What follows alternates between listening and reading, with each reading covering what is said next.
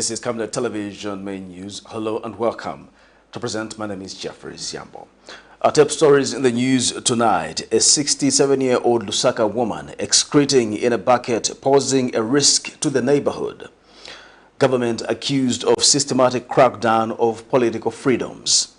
CHISHIMBA KAMBWILI freed on bond as he insists police planted a snake in his holding cell. In international news, Russian Foreign Minister Lavrov visits Mali in sign of deepening ties. And in sports news, government unveils a 19-member local organizing committee for the forthcoming CAA under 18 and 20. Are you looking for a prime land where to build your dream house? There is a beautiful corner plot, 50 by 47 meters in State Road area. For viewing and purchasing of the same, call SGK Property Company on 0966 610755 or 0762 166018. Secure your future by settling in a nice and peaceful area.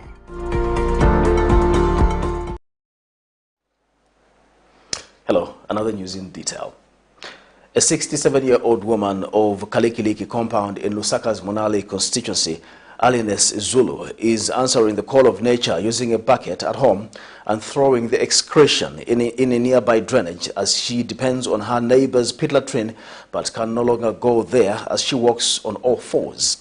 Ms. Zulu explains to Camden News that her inability to walk began 6 months ago when one of her neighbors rubbed an unknown substance on her knees when she complained of knee ache, leaving her crawling.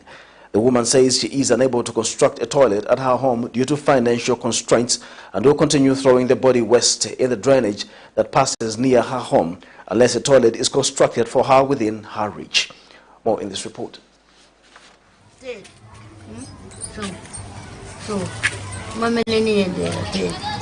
After crawling like this for a period of about 6 months, the palms of 67-year-old Alines Zulu, an old woman living in Lusaka's Kalikiliki compound under Monali constituency in Lusaka, are becoming as hard as her feet as she has been unable to walk normally after one of her neighbors rubbed an unknown substance on her knees after she complained of knee ache. Miss Zulu tells Camnet News that one of her neighbors, a young woman, rubbed a liquid on her knees, stating that it was rubbed on and would ease her pain, but states that it only rendered her unable to walk. Mchikopo yena ikamu na manzi na kalamu mchikopo zina bwela na kalaba na taya mpini moja na taya doti mpini natenga chikopo na suka na ikamu nyombo kuna kuoni kumbila toileti ukusaiti niko uyendako. The old woman explains that she has since that time been unable to crawl to her neighbor's pit latrine which she was using as it is now too far, stating that she now uses a bucket to answer the call of nature while throwing the waste into a drainage near her home. Unknown to her, the woman has been endangering not only her life but also the lives of others as the drainage floods after a heavy downpour.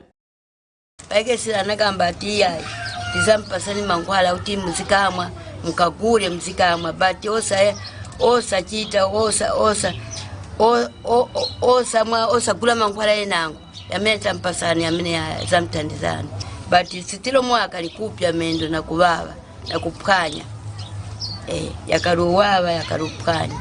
Miss Zulu states that while she has been undergoing treatment at Mutendere Clinic for 6 months, nothing much has changed as she is still unable to walk. Meanwhile, in a phone interview, a medical doctor, Teddy Mulenga, has warned community members against the dangers of self-prescription. We are always discouraging people having self-prescription because the dangers are obvious, because you don't know the dose, you don't know for how long, you don't know the mechanism of action of the medicine.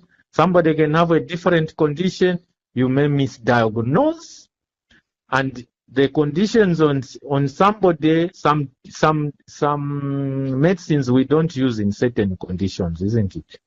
In order to save her and the community in which she lives from various waterborne diseases. Zipporah Mshala, Camnet News, Lusaka. Residents of Umtendere East have expressed fear for their health due to the brownish water coming from their taps. Those spoken to by Camnet TV explained that the water has been in this state for 2 weeks, fearing that worse may happen in an event that the water is contaminated. They have since called on the LUSAKA Water and Sanitation Company to look into the matter. More in this report. Clean and safe drinking water is a vital life support liquid as it mitigates several health hazards. However, the case is different for residents in Mutendere East who have been subjected to suspected dirty water coming out from the tap. The residents have lamented to Camnet News that they have been experiencing this problem for over 2 weeks now and that the LUSAKA Water and Sanitation Company has not acted on the matter despite being engaged. KAMBWILI, one of the affected residents, explains that 2 of her children have diarrhea due to the state of the water. She explains that her children are being chased from school because it is compelling them to buy bottled water that she cannot afford. Manzi amene aya manzi titapa manzi ya doti 2 weeks yonse yakwana titapa manzi ya doti bana badairia naise tebakulu mala munyonga so manje solution istizi vanhu wanda tatumira sogoleri kuti babwere batitandizeko kunkhani vana vasikulu vanapishiwa kuti vazigula manzi manje sitiza kwanisa ise makolo kugula manzi kuti yazienda kusikulu vazima. Despite the outbreak of cholera, the residents have no choice but to use the water, thus calling on authorities to help mitigate the problem. 3 days mumala muleka lipafe omulandu wa mensha ya ene ndefiro okuno wa mensha atheni indalama eringi tatukwetesha kutule chitamensha maminiro tatule winisha abanesu ero indalama nishita tukwete so apo batulolekesheko pa mulandu wa mensha na yasanka na mensha tayari moneka buna li green brown kwati misu na kwati nizigolo amensha tayari bwino. Community development activist and Socialist Party member of the National Management Council, Crispin Chinda, who was at the scene, called on the water utility to resolve the problem. Based on the reports from the community that the water is dirty. So indeed I came here to confirm that we see the water that is coming from the taps. And on the ground here I've really seen that the water that is coming from there is not as clean as it's supposed to be. So my appeal to government is that they need to respond to what the people are saying in our community. We are elected to save our people. So I'm expecting that obviously the council, the water storage and everyone that is concerned. Meanwhile, efforts to get a comment from LUSAKA Sanitation Company proved futile by broadcast time as his phone went unanswered. Sampa Mulenda reporting for Camnet TV. Challenge Ward 8 Councillor Ruben Mwenya has called on LUSAKA residents to take advantage of mini civic centers currently being constructed in all constituencies of LUSAKA once complete to access services such as those of the fire brigade. In an interview, Mr. Mwenya, who sits in the engineering committee at the LUSAKA City Council, says in constituencies such as Kabwata, Kanyama, Matero and Munali, the civic centers are set to be complete by the end of 2023. The project is aimed at decentralizing operations of the LUSAKA City Council in response to the growing population in the country's capital. More in this report. Local authorities in Zambia have many tasks, among which is road maintenance, fire services, and revenue collection from public facilities such as bus stations and markets. The ever-growing population in LUSAKA City, which is Zambia's capital, has however made it impossible for the LUSAKA City Council LCC to meet its obligations. It was for this reason that the Zambian government in 2018 embarked on the construction of mini civic centers in all constituencies of LUSAKA City as one way of decentralizing services of the local authority using the Local Government Equalization Fund at a cost of 12 million kwacha. Despite the target year of completion being 2019, many of these lay incomplete, with only the mini civic centers in Kanyama and Matero constituencies being at 85% completion. Challenge Ward 8 Councillor Ruben Mwenya, who is a member of the engineering committee at the LUSAKA City Council LCC, however says 4 mini civic centers are expected to be handed over to the community by the end of 2023. So as it is now, I think we have most of them above 60%. So most of them across LUSAKA, they are at 60%. Only the one I think in Matero, Kanyama, are the ones we can say that they are at about 85%. But right now we've identified four mini civic centers, which is Matero, Kanyama, Chilenje, and Munali, to be amongst the ones that will be completed this year. Then next year we'll be completing the rest, the 3 of them. He has further urged community members to utilize the mini civic centers in the communities once complete, stating that this will also result in fire services being decentralized, as fire brigade services are being constructed alongside the mini civic centers.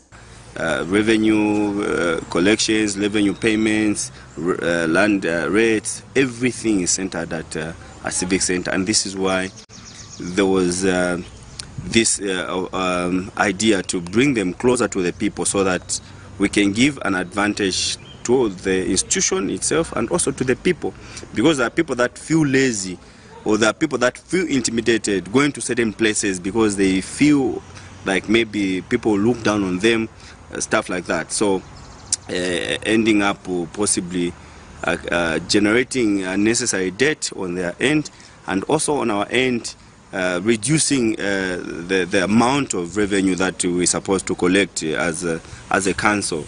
According to 2022 statistics from the Zambia Statistics Agency, the population in Lusaka is growing at an annual rate of 3.88% and stood at 3.16 million people, according to the latest National Housing and Population Census. Zipporah Mshala, Camnet News, Lusaka. Ambassadors of National Unity, Community Welfare, President Collins Mulomba says the organization would like to see more political parties giving female youths leadership positions to ensure that the future of women is safeguarded. Speaking to Camnet News, Mr. Mulomba notes that women are hard hit by economic shocks as they make up a large portion of the informal sector, meaning that they need more empowerment schemes. He adds that no one would be better fit to understand the challenges women go through than their fellow women, hence the need for female youths to be allowed to take up leadership positions. Without this, Mr. Mulomba states that it will be hard to achieve gender equality as the challenges affecting women will continue to be overlooked. We have seen that the most vulnerable people are the women in gender issues. So we need to make sure, actually I'm calling upon the government to empower more women actually into businesses. I'm also calling upon the government to make sure that they continue considering women actually in leadership, to make sure that they appoint them in those important positions, and by doing so women will also contribute actually in developing this nation. And then there are also actually we need also to consider a youth who is there, and the youth is the person below the age of 35 years of age. That's the person who is supposed also to be considered in governing, because once you consider those, you are grooming them, you'll be providing mentorship. At the end of the day, when you are out of the government, these are the people who can be there actually holding the important offices to make sure that they execute government functions. Operation Young Vote Executive Director Gessi Nyirenda has cautioned politicians against daring the police by abrogating the law with impunity, reminding them that the Public Order Act is still in force. On Monday, police charged and arrested PF aspiring President CHISHIMBA KAMBWILI for the offense of unlawful assembly, contrary to Section 74, read together with Section 75 of the Penal Code, Chapter 87 of the laws of Zambia. And Mr. Nyirenda says the police are just enforcing the law, hence it is critical that politicians act within the confines of the law. He notes that until the Public Order Act is repealed, the civic space will remain limited for expression of divergent views. So for us, the police are within the law. First of all, to arrest one who has abrogated the law by holding an illegal assembly, but also within the law by not giving bond within 48 hours. If they go beyond 48 hours, then the police would be wrong, and they must also be taken to account for that wrong way of implementing the law. So we must just be clear with ourselves that the law is law. And yes, we know that the Public Order Act currently is bad law because it stifles people's expressions, it inhibits or shrinks the space, the civic space. But that is the law that we currently have. And this is why, as citizens together, we were pushing that the public gatherings bill should not be a bill to repeal the Public Order Act. And right now, it's still in the form of the bill. It's not even before Parliament. So Parliament has to be tabled before Parliament. Parliament has to debate it, and they enact it into law. And we pray that it is expeditiously, it is quickly enacted into law. Patriotic Front PF presidential hopeful CHISHIMBA KAMBWILI has accused police officers at force headquarters in Lusaka of planting a snake in his detention cell. Speaking shortly after his release Tuesday, Mr. KAMBWILI says he wondered why police officers were looking for him like a common criminal, only to realize that a snake was planted in his detention cell. Meanwhile, police deputy spokesperson Danny Mwale says Mr. KAMBWILI has been released on police bond pending court appearance. More in this report.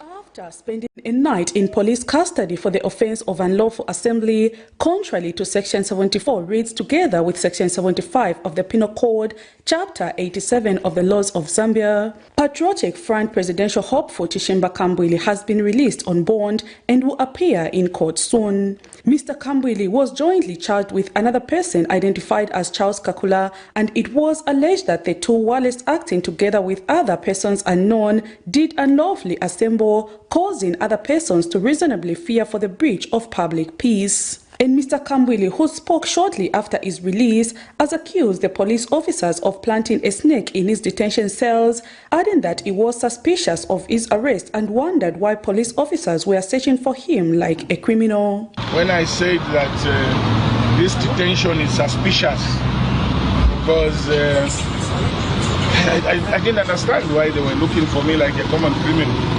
Little did I know that they had planted a snake.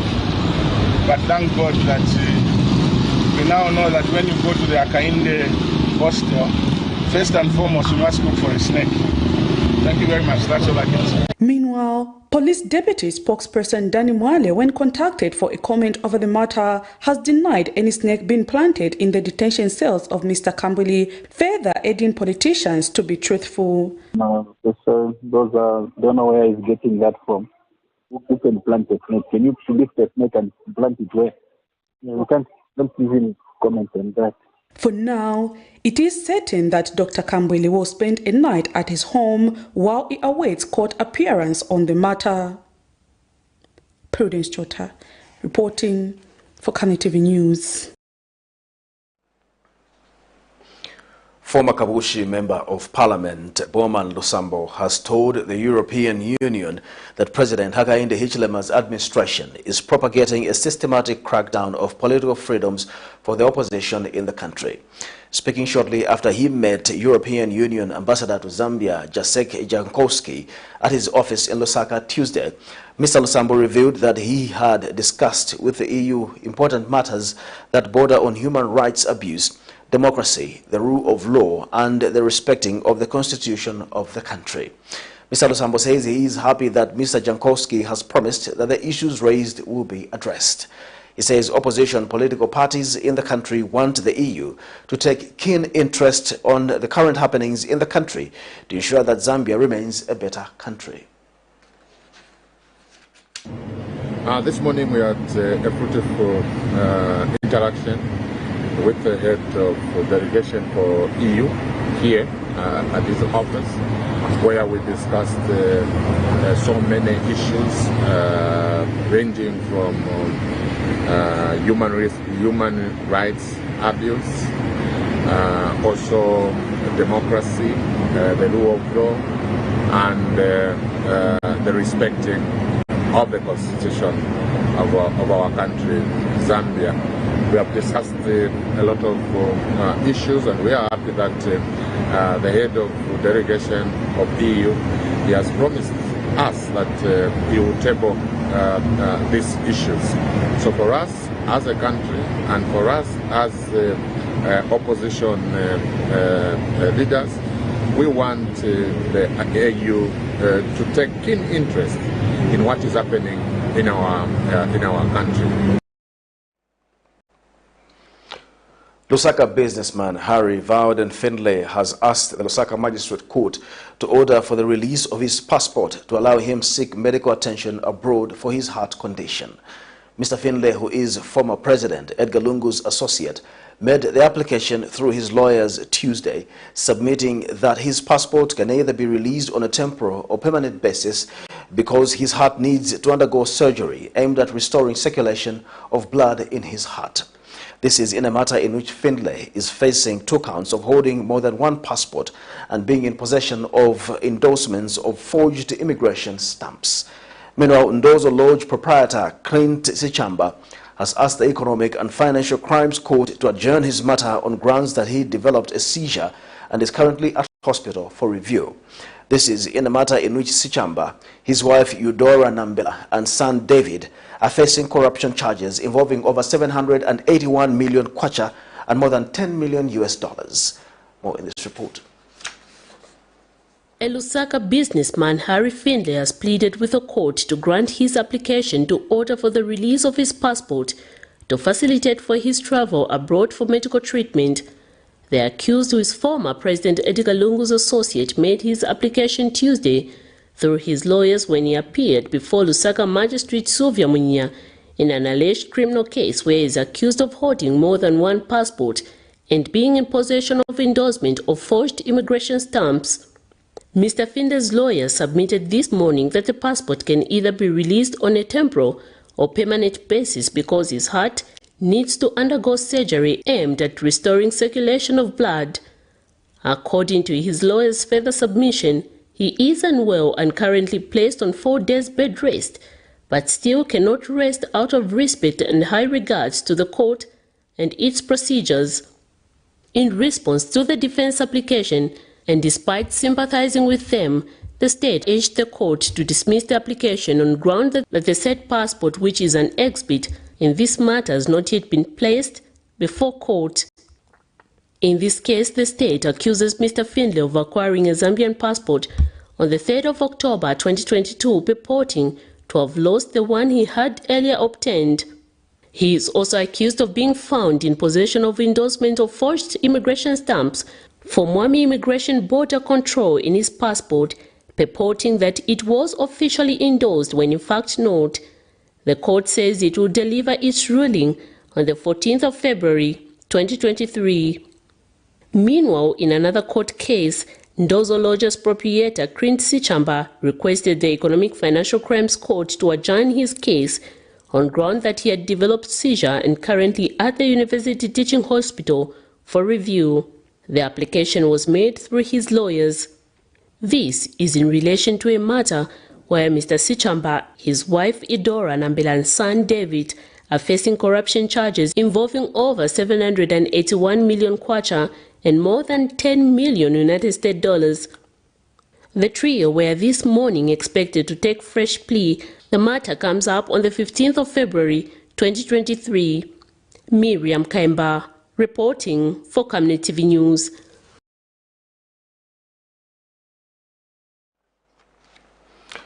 Lusaka Magistrate Trevor Kasanda says he will deliver his ruling on case or no case to answer in a matter in which former Kabushi area member of parliament Boman Lusambo is accused of preventing state witnesses from testifying on the 23rd of March 2023. The court's ruling will determine whether the former lawmaker will be acquitted or placed on his defense. In this matter, Mr. Lusambo has been charged with 3 counts of attempting to interfere with witnesses. More in the report. For now, Bowman Lusambo, the former Kabushi area member of parliament, will have to wait until the 23rd of March for the court's ruling on whether he shall be put on his defense or be acquitted in a matter he has been accused of interfering with state witnesses. The state closed its case Tuesday after the defense team concluded cross-examining their last witness, an investigations officer from the Anti-Corruption Commission. In this case, the former lawmaker has been charged with 3 counts of attempting to interfere with witnesses, allegations which he has denied. Earlier, during cross-examination, Mulenga informed the court that he was not aware of the relationship that Mr. Lusambo shared with one of the said state witnesses. In the last court session, the witness had informed the court that on the 7th of April 2022, the accused, Mr. Lusambo, endeavored to prevent witnesses from testifying in a case which is jointly charged with his wife, Nancy Manasseh, before a different court, and they are facing allegations of possessing of property suspected of being proceeds of crime. But in continued cross-examination this morning, the witness said he was not aware of the long-standing relationship that Mr. Lusambo had with the said state witness, nor did he bother to find out. Allegations in the first to the third count alleges that Mr. Lusambo, on the 1st of February and the 30th of April 2022, prevented Kapula Chalusa, Ernest Sumani, and Mundia Mata to give evidence as witnesses before a court of law. The matter stands adjourned to the 23rd of March 2023 for a ruling on case or no case to answer. Miriam Kaimba, reporting for Camnet TV News.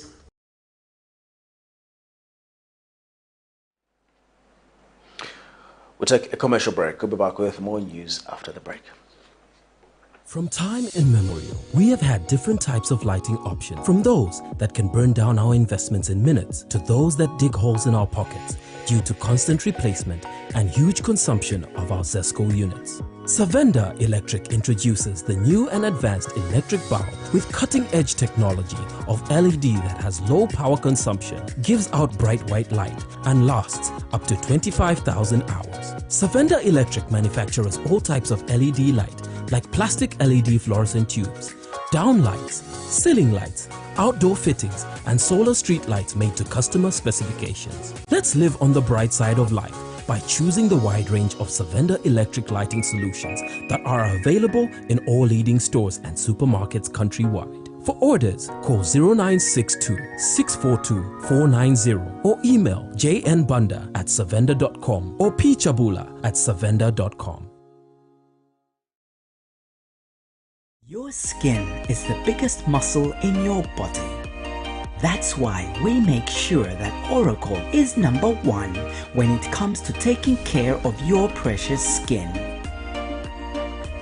Oracle Pure Petroleum Jelly and Glycerin soothes, moisturizes, and keeps your skin perfect. Oracle Pure Petroleum products for that perfect skin.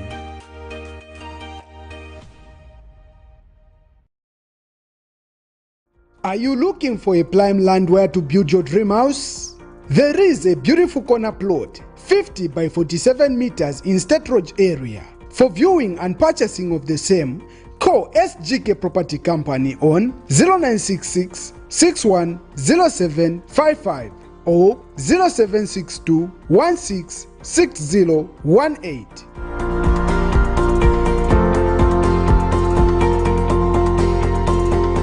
Secure your future by settling in a nice and peaceful area.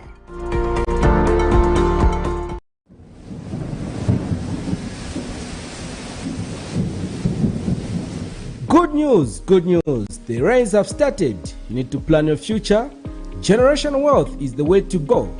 Has grafted avocado plants fruiting within 2 to 3 years for sale at only 90 kwacha each. And ordinary avocados at only 45 kwacha each. Contact us on 0979 753010 or 0962 965 883. We are open from 8 hours to 17 hours Monday to Friday at Healing Word Ministries International in Ibex Hill opposite Hilltop Hospital.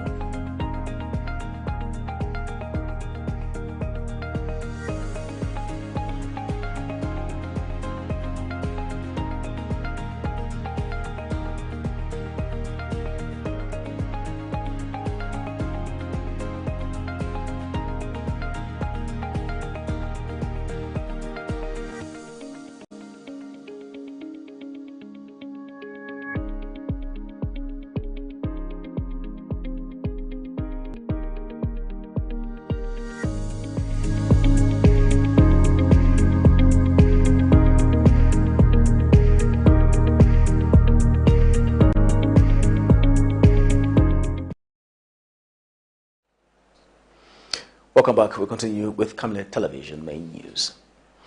President Hakainde Hichilema says government is determined to unlock Zambia's economic potential through partnering with other countries in order to promote economic development in the country. President Hichilema said government is committed to harnessing the energy, agriculture and mining sectors, among others, through strong partnerships with established companies from the United Arab Emirates who have expertise in the said areas. He added that government welcomes interventions from the UAE aimed at investing in the energy sector, which is currently experiencing challenges of electricity deficit due to low water levels in the Kariba Dam. He said this when a delegation from the United Arab Emirates paid a courtesy call on him at State House today. He said the UAE has a huge understanding of renewable energy and hoped the problems that the energy sector is facing will be addressed following the visit by the delegation from that country. And Sheikh Ahmed Damouk expressed happiness to invest in different sectors such as energy, forestry, agriculture and mining in Zambia. He said the UAE is interested to invest in Zambia and develop the carbon abatement projects through reforestation and renewable energy projects. He further explained that his Blue Carbon company develops environmental assets and offers nature-based solutions to various countries. The prince said his delegation will start with investing in carbon credit since the country is blessed with a lot of forests. The Agricultural, Technical and Professional Staff Union of Zambia at SPAZ has appealed to government to pay the emoluments that it owes them. In an interview with Camnet News, APSA's General Secretary Justin Nonde says the emoluments for officers in the Ministry of Agriculture and Ministry of Livestock have taken too long, yet government has remained quiet over the matter. Mr. Nonde says the union is privy to information that government has started paying emoluments for their members who have passed on, but has failed to include serving members on the list.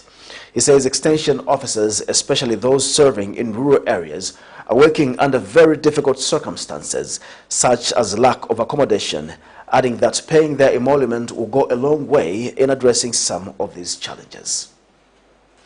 We are appealing to government to expedite the dismantling process for these outstanding bills, such as the leave days that are being owed to our members, the settling in allowances, the long service bonuses and other PE related outstanding bills for our members. It has been quite a long time since government promised to dismantle these outstanding personal emoluments. Yes, we are aware as a union that slowly government is dismantling these, especially for the deceased ones and those that have retired. But how about those who are still saving? They need this money. It can help them invest. It can help them sort out one or two issues. Copperbelt Energy Corporation CEC Board Chairman London Mwafulilwa says the mining indaba being hosted in Cape Town provides an opportunity to companies and firms to create business synergies for regional growth. The mining indaba is Africa's premier mining event and one of the largest mining events in the world, devoted to the development of mining interests across the continent. The theme for this year's event is Unlocking African Mining Investment, Stability, Security and Supply. Mr. Mwafulilwa, who is among the delegates at the Indaba, says the event provides an opportunity to meeting various stakeholders for strategic business partnerships.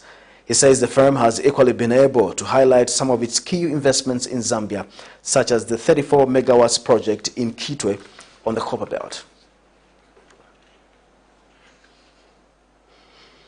The United Nations Children Fund, UNICEF, in partnership with the German government, has handed over cold chain equipment worth $2.4 million US to the Ministry of Health. Officiating at the handover ceremony in Lusaka today, Minister of Health Sylvia Masebo said the cold chain equipment will help improve the storage of vaccines in health facilities, especially in remote areas. Ms. Masewa said this will in turn enhance the routine immunization, which aims at reducing the number of zero-dose children, under-immunized children, and missed communities in line with the Global Immunization Agenda 2030. Appropriate maintenance to cold chains is a vital aspect of ensuring vaccine potency and usability.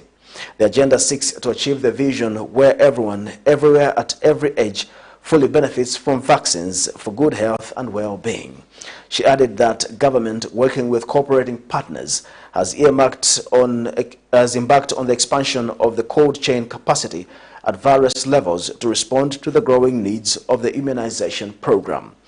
And UNICEF country representative Benjamin Mayer said the support towards procuring cold chain equipment is critical in upgrading Zambia's cold chain system so that vaccines are continuously stored in a temperature range that they need from the time they are manufactured until they are used.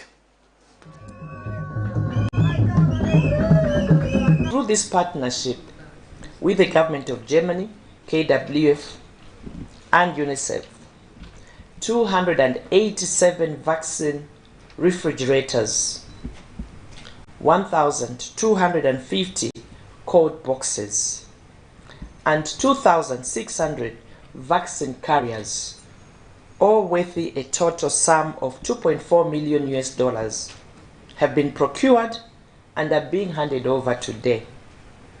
This will not only help the Ministry of Health to continue the rollout of COVID-19 vaccines through increased cold chain capacity at national, district, and health facility levels. The support from the government of Germany has come at another crucial time, as the Ministry of Health continues to bring vaccines closer to people furthest to reach in the country.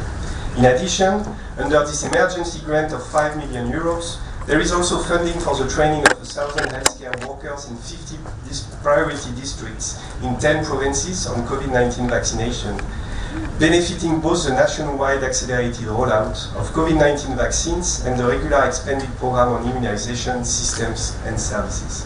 Since Zambia launched its COVID-19 vaccination program in April 2021, after a slow start, the new government relaunched the program in October 2021. And since then, Zambia has been undertaking an unprecedented rollout of the vaccination program. The results achieved to date are very impressive and commendable, as we have heard already. A vaccination rate coverage reaching almost 80%, according to national statistics. I am convinced that the new funding from Germany under our Last Mile initiative will further boost Zambia's health system capacity, contributing to saving lives, livelihoods, and hence protecting the country and the social fabric of the nation. The Jesuit Center for Theological Reflection, JCTR, has advised the government to control any illegal millimil exportation and consider implementing policy instruments such as the ban on maize and millimil exportation. JCTR Social and Economic Developments Program Officer Akila Ngonga has indicated that the cost of living for a family of 5, as measured by the Basic Needs and Nutrition Basket for the month of January 2023 in Lusaka, increased by 64.49 ngwe. Mr. Ngonga says the increase in the food basket was mainly due to price increase in food items such as a 25-kilogram bag of roller millimil, or a 2-kilogram pack of chicken, and 1 kilogram of carpenter, and a 40-kilogram bag of vegetables.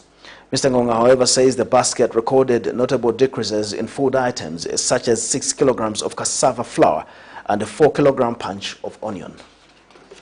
Living of a family of 5, as measured by the Jesuit Center for Theological Reflection, Basic Needs and Nutrition Basket for the month of January 2023 in Lusaka stood at 9,047.31 ngwe. This reflects a 64.49 increase from the 8,982 kwacha.82 ngwe recorded in December 2022. The upward movement in the basket is attributed to increased prices in food items, such as 2 bags of 25 kilograms of millimil roller, which went up by 51.28, 2 kg chicken, which went up by 41.46, including carpenter, which went up by 28.63. Vegetables as well went up by 38.06 kwacha. The basket, however, recorded notable decreases in food items such as 6 kilograms of cassava flour, which went down by 44.46, and 4 kilograms of onion, which went down by 37.78 kwacha. The Jesuit Center for Theological Reflection observes that the Zambian kwacha depreciated against major currencies during this period of reflection. It should also be noted that while the annual inflation as recorded by the Zambia Statistics Agency fell by 9.4% in January from 9.9% in December 2022, and the Energy Regulation Board pump price of petroleum products fell in the month of reflection, it has been noted that the cost of living slightly increased. You're watching Camnet television and not just another channel. We'll take a break. We'll be back with international and sports news. Are you looking for a prime land where to build your dream house? There is a beautiful corner plot, 50 by 47 meters in State Road area. For viewing and purchasing of the same, call SGK Property Company on 0966 610755 or 0762 166018.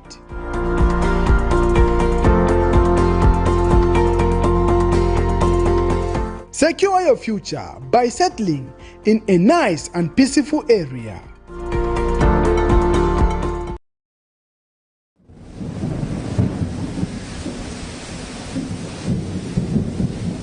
Good news, good news. The rains have started. You need to plan your future. Generational wealth is the way to go. Has grafted avocado plants fruiting within 2 to 3 years for sale at only 90 kwacha each, and ordinary avocados at only 45 kwacha each. Contact us on 0979 753010 or 0962 965 883. We are open from 8 hours to 17 hours, Monday to Friday, at Healing Word Ministries International in Ibex Hill, opposite Hilltop Hospital.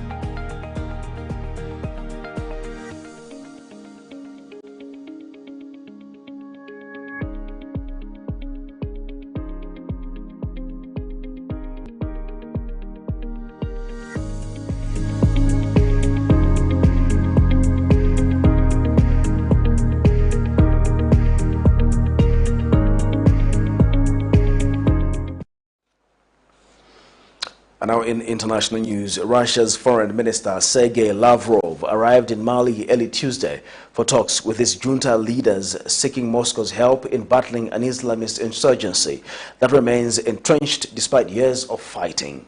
Lavrov, who was in Iraq on Monday, was welcomed upon his arrival by his counterpart, Abdoulaye Diop. The two men did not make any statements to journalists. The visit of fewer than 24 hours will be his third trip to Africa since July, part of a bid to expand Russia's presence on the continent amid broad international isolation after Moscow's invasion of Ukraine last year. Since taking control of Mali in 2 coups since August 2020, the military junta led by Colonel Assimi Goïta has embraced Russian support to aid its anti-jihadist fight after evicting the forces of former colonial ruler France. Several Malian officials have traveled to Moscow, but the visit by Lavrov is a first of its kind, aimed at cementing a new dynamic for security and economic cooperation between the two countries, according to Mali's foreign ministry. For more in international news, here's a roundup.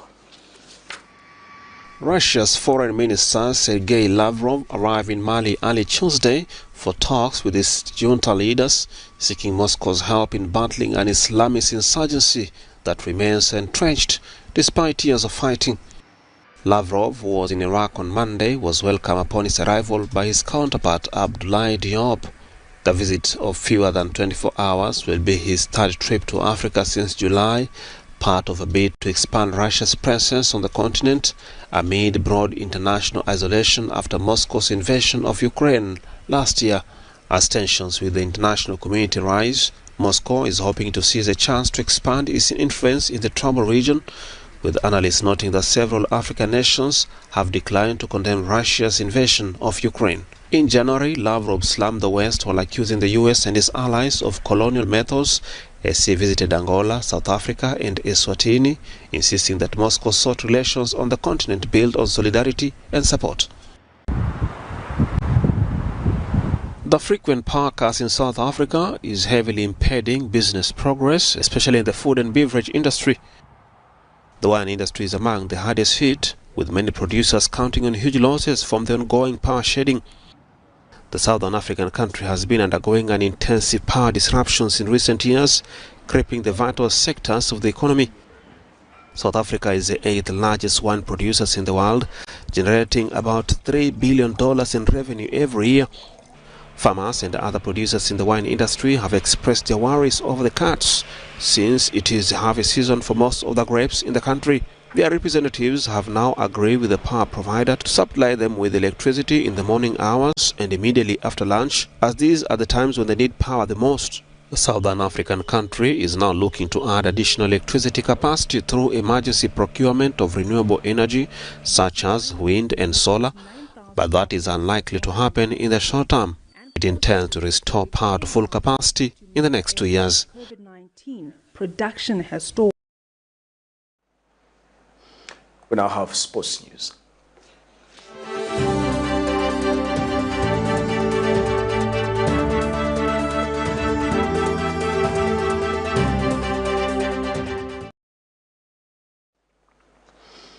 The Ministry of Youth, Sport and Art has officially unveiled a 19-member local organizing committee that will spearhead the hosting of the forthcoming Confederation of African Athletics Under 18 and 20 Junior Athletics African Championships to be hosted in Lusaka. The event, which will be held from April 29th to 3rd May 2023, will be the first time in history the country will host and will attract at least 50 countries of Africa. Speaking during an unveiling ceremony in Lusaka today, Minister in charge Elvis Nkandu says the country is ready to host the event with all the facilities to be in good condition before the end of this month, following the renovation that will be undertaken. The minister said government aims to make full use of the event to gain international exposure and develop sports in the country. And Zambia Athletics President Elias Mpondela has commended government for unwavering support. It is saying it is a dream come true for the country to host the Continental Showpiece for the first time. Confederation of African Athletics for granting Zambia the honor to host the prestigious event. Ladies and gentlemen, I wish to inform you that the preparations to host this important national event are progressing very well. But before I proceed with the progress made so far, I wish to take this opportunity to thank the Republican President of our Republic, His Excellency Mr. Hakainde Hichilema, who granted us authority to host these Continental Junior Athletics Championships. You know that there must be a political will to this whole thing. His approval is an indication of his support for the development of sports and shows the confidence he has in the ministry to host this Continental Showpiece. In view of the foregoing, the progress made so far to host this event includes the following. Number one, the Zambian government through my ministry and the Confederation of African Athletics, CAA, you are aware, signed the Memorandum of Understanding regarding the hosting of the 2023 Under 18 and Under 20 African Athletics Championship. To end Camnet Television main news, the top stories once again. A 67-year-old Lusaka woman excreting in a bucket, posing a risk to the neighborhood. Government accused of systematic crackdown of political freedoms. CHISHIMBA KAMBWILI freed on bond as he insists police planted a snake in his holding cell. In international news, Russian Foreign Minister Lavrov visits Mali in sign of deepening ties. And in sports news, government unveils a 19-member local organizing committee for the forthcoming CAA Under-18 and Under-20. Our Camnet verse of the day is coming from Romans 15, verse 30. I urge you, brothers, by our Lord Jesus Christ and by the love of the Spirit, to join me in my struggle by praying to God for me. Thank you once again for watching Camnet Television Main News. My name is Jeffrey Ziambo. Bye-bye.